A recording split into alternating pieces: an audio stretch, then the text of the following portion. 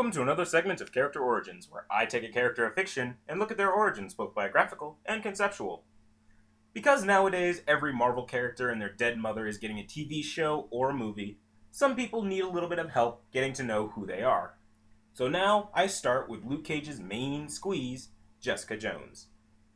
First appearing in Alias No. 1 in November 2001, Jessica Jones began as Jessica Campbell, a lonely Midtown high school student with a crush on fellow student Peter Parker, who she actually witnessed get bitten by his radioactive spider.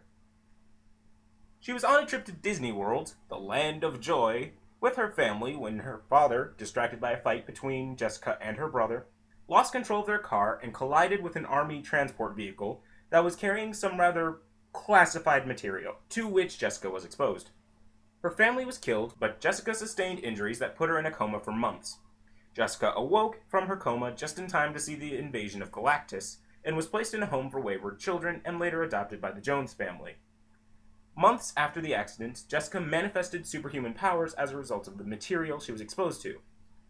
While testing her flight abilities, she just happened to come across the supervillain known as the Scorpion, who, to be fair, was weakened by Spider-Man hours earlier, and was easily defeated by an inexperienced teenage girl.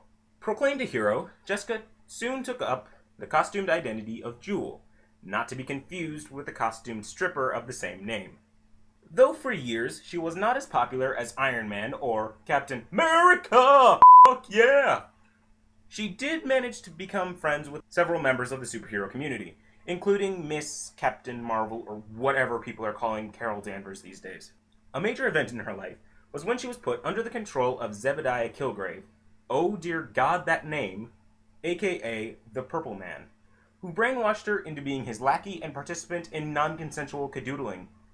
Guys, seriously, make sure the cadoodling is consensual. Under Purple Man's purple thumb, she was told to attack Avengers Mansion, where she was later brain unwashed. Wait, is that even a thing? Nope, no it isn't. Just go with it.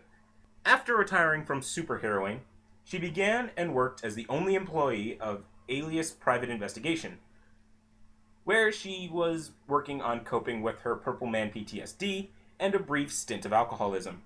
Created by Brian Michael Bendis, and I know I'm gonna butcher this name, Michael Gaius, her main claim to fame is she is famously married to Luke Cage, one of El Primo Black characters of comic books.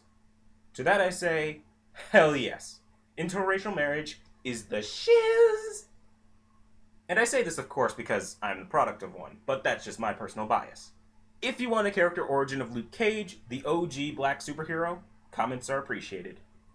She is also the mother of the couple's daughter, Danielle. She really doesn't do much outside of being Luke Cage's wife, but luckily her upcoming show focuses more on her detectiving. Her superhuman abilities include superhuman strength, endurance, and flight, as well as telepathic immunity she obtained from her days as Papa Purple's professional purple peen polisher.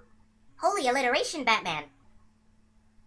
This character is only portrayed by Kristen Ritter in the Netflix series of the same name. That's Jessica Jones, not Kristen. You know what? You get the idea. And yes, she is played by Jesse's girlfriend from Breaking Bad. Now, this chick, despite being a small character nowadays, is actually kind of a badass. She is strong enough to break a Titan's nose, and she's even had some really badass lines. Okay, just listen to this. Quote, "You shoot that gun at me, I will pull the bullet out of my ruined $400 leather jacket, and I will shove it up your ass with my pinky finger. And which one of us do you think will get hurt more?" Holy